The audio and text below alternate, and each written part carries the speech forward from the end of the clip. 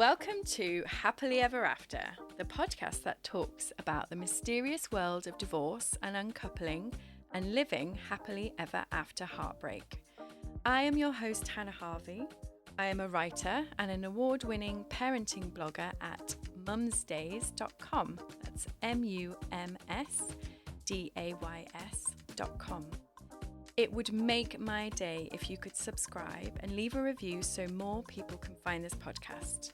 I would also love to hear from you, so contact me through Instagram at hharveyWrites with your stories of divorce and heartbreak, any thoughts that you might have on the episode, or even questions you may want answering. You can find all the details from this episode in the show notes. Hello and welcome to Happily Ever After, the podcast that talks about divorce, heartbreak and everything in between. I am your host, Hannah Harvey, and today I'm answering more of your questions. So first of all, thank you so much for sending questions in. And if you have your own burning question that you would like me to answer, then please do send them in, because I'm really enjoying seeing what everybody's kind of got going on, and just hopefully helping in any way that I can. So you can send me a DM on Instagram, which is at hharveyWrites, or you can head to my site hannahharvey.uk and drop me an email from there. So questions. Before I get into these questions, they're a little bit different to the last episode that I did, question and answer, because they have a slightly different feel to them, in that they kind of cover the area which I call like the dirty secrets aspect of life, and not because I think what's been asked is bad, but it's the bit which we think is bad. So we've all got something that we think is only our problem, and no one else has to deal with it. And if anyone were to find out, that you'd be judged and outcast from society or something like that. And I know this because I've been through it all and I've worked through all this stuff. And it's an area that I most want to help people, because it just simply isn't true. I went through the exact same process. I was hugely ashamed to speak up about certain things, but not speaking up about them was eating me up. At times it was causing me to numb with alcohol, to neglect my true purpose and calling in life, and not live the life that I deserve and the life that my children deserve. So it really is that big of a deal to have these things that are hidden that we don't want to talk about. So please, if you take anything from this episode, it's that your secret is not too bad to say out loud. And I urge you to speak up, to tell somebody you trust, or better yet, a therapist that you don't even know. Because this, for me, was the path to freedom. Okay, so I'll mention a few organisations in the answers here, but if you miss it, I'll link to everything in the show notes so that you can find the help that you need if you need it. Okay, so the first question's quite a long one, but I'll read it to you. And this person says, my ex left a year ago after a series of traumas, including his father dying and then having COVID. He told me he couldn't cope with our family life and started shutting down from me and all our friends and even the children at times. He was and still is drinking heavily, waking up through the night, sleeping all weekend, but functioning at work. We went to 2 counsellors. One told him they thought he was depressed, so he wouldn't go back. The next told him he wouldn't engage, and for a year, I was desperate to help him. I kept letting him come and go until I realised I just couldn't carry on living in limbo like this. In July, I told him to go. I'm feeling stronger all the time, but I'm still sad and sometimes really shocked that this has happened. No one fell out of love, no affairs. I've struggled in a way not feeling like there was a reason. He can't accept his mental health is not good and won't get help. I have a feeling that this is a very common situation in many relationships. And it might not be drinking, it might be other things where your partner isn't engaging in the way that they used to. And I think the really hard thing here is the idea that there needs to be a reason. There needs to be something bigger than this isn't working anymore. Like there has to have been an affair, or, you know, they have to have walked out on you or something like that. But sometimes you've got to just choose a different future for yourself. And I think especially when you add addiction into the mix and you have children, it's really very difficult.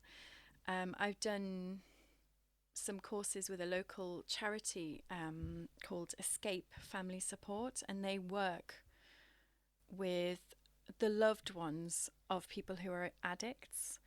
So if you find yourself in this position, your partner's drinking very heavily or doing drugs or doing some other destructive, addictive behavior, I would honestly recommend that you reach out to something like Escape, because they can support you through the process. And often when you're dealing with somebody who has addictions, they will come up with every excuse in the book as to why you're the crazy one, and they aren't, because that's the way the addict mind works, is to try and convince everyone around them that everything's fine, especially functioning alcoholics like the chap here. You know, he's working, he's managing to get to work, he's doing all the right things, but completely unengaged from the bit that you're involved in. And you don't have to choose that life.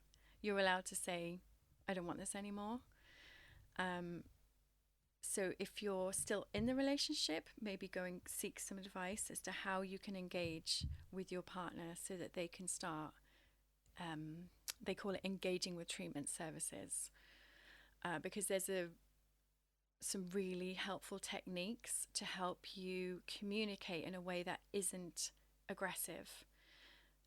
It's much more positive. It's kind of slowing everything down and not being the nag, but being the person that's like, just setting boundaries and making sure that you're not enabling the behavior anymore. So I think what this person has done by telling their partner to go is so powerful, because you can't change a cycle. Like, as the person who isn't the addict, you personally can't change the cycle. It's up to them. They have to choose it for themselves. And if you stay, you're enabling the behavior to continue, and it's not going to change, because why would you? Why would you change when everything's the way you want it? So as I say, I'll link to that in the show notes, but strongly advise getting as much support as you can with this, because it's really, really tough. And you don't need to do it alone, and it's not as unusual as you think. So many different people are experiencing this on a daily basis, from the richest to the poorest. It crosses all like walks of life, kids to grown-ups to granddads. Do you know what I mean? So that's one of those secrets where I'm like, you feel like you're really alone and that you can't talk to anybody else, but you really must, because you need the support to get through it. And there is a chance that your marriage doesn't need to end because of it, if you can do something now. So that's my thoughts on that one. I would love to invite you to join the Happily Ever After community. We now have a closed Facebook group where we talk about all things post-separation, support each other, and it's just a great place to ask questions, talk about how you're feeling, and to move away from the dreaded isolation that divorce and separation can cause. Within this group is a monthly live Q&A session with me and often an expert guest. And they are so much fun. We basically all get together and you can ask your specific questions live, or you can send them in advance and I'll get them answered. And as we move into the winter months, I'm also going to be introducing a free forest yoga class with meditation, which you can either do live with me or just watch back later. So if this sounds like something you would like to join, please head to hannahharvey.uk/community and sign up for the newsletter. I will send you an invite to the Facebook community and also keep you up to date with any news such as the live Q&As and the next yoga.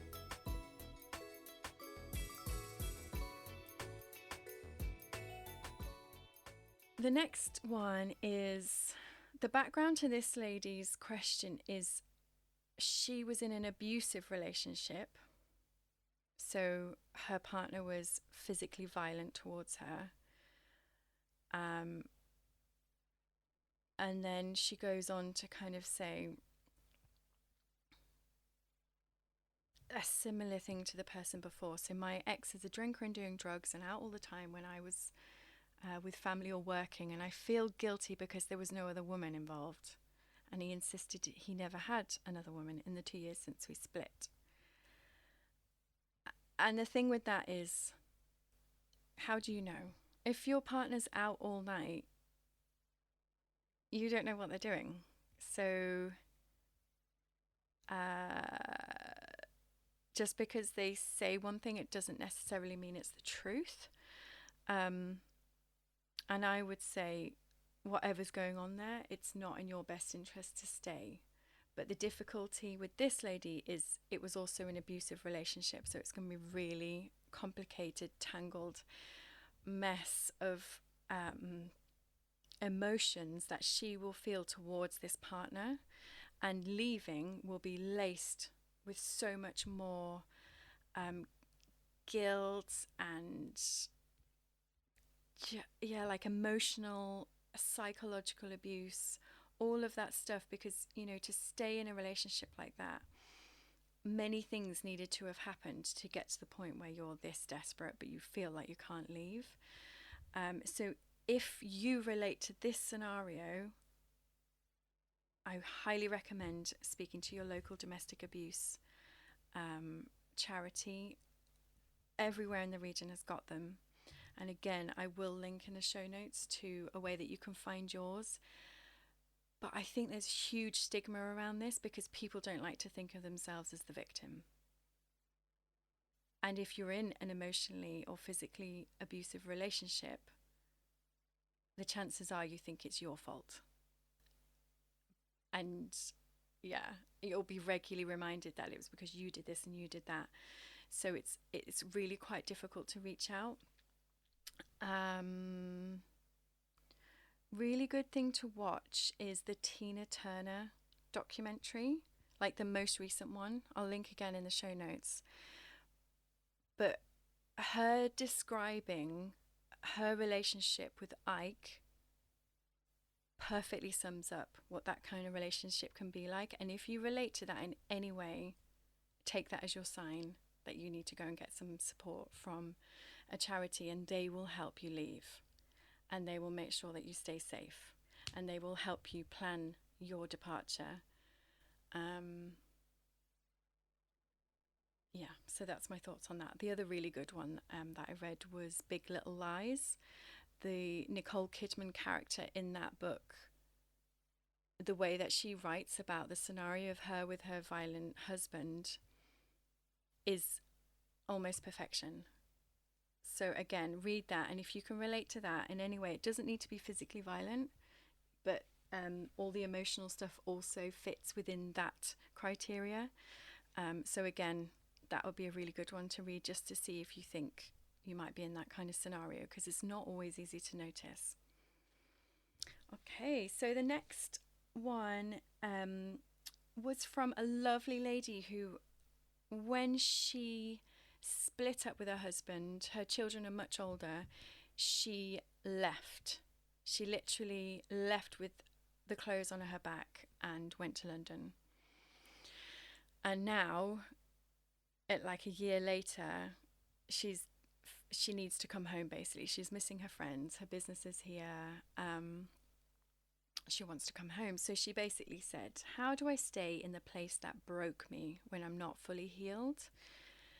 So I totally relate to that need to flee. So it's, the trauma response of fight, flight, or freeze. So often people stay where they are because they don't know what the hell to do. So they just freeze. If I stay still, hopefully no one will notice, that kind of thing. But when something else happens, another reaction would be to flee and go. And I did the equivalent of that. I was living in the countryside, and I just went, I need to get as far away from this situation as possible, and went to the coast, which allowed me to still get my son to school but not be too close to where it all happened. So I get all that. And the funny thing is that I'm now getting to the place where I'm probably going to have to move back. But I think my respite at the coast was what really helped, was that ability to sort of nurture what I needed for a while. That allowed me to then go back. So to have to stay in the same place, I know loads of people have to stay in their family home or anything like that. And I think the key is surrounding yourself with really good things, being super kind to yourself, taking it very slow, having lovely things to do for yourself as much as you can. It doesn't need to be expensive. Spending time with friends as much as you can, talking to them, and just basically getting whatever help you can get. That's really crucial. And fleeing isn't always everything, because you still have your problems whether you're in London or in Newcastle. So at some point we have to open the cupboard and go through the boxes and work through all these emotions that we've had. So in some ways, I think being back in a place that, as she calls it here, broke her, will actually be incredibly healing. So thank you so much for all of your questions, and please keep them coming in. I'm getting some absolutely fascinating ones, not just about divorce, about parenting, about the idea of, the fairy tale lifestyle, and then one day when you wake up and go, oh, this wasn't what I planned. And, some people are going through the grief of just realizing that they're a bit older and it's not what they had in mind. So I'm really looking forward to exploring even more of the different aspects of just generally, I guess, getting a bit older. And divorce is one of those things, but there's so many more aspects to this stage in life. And, moving through it and moving on for the positive. So thank you so much. Be sure to get in touch with all the rest of your questions, and I'll speak to you again soon. Okay, have a great week, and I will see you next time for another episode of Happily Ever After with me, Hannah Harvey. I would be forever in your debt if you could leave a review and subscribe, as this helps more people find our podcast. And of course, if you have a friend who might enjoy this episode, please do recommend they listen too. For anything else, thoughts on this episode, or questions for future episodes, you can get in touch with me either through Instagram at hharveywrites or by my website hannahharvey.com.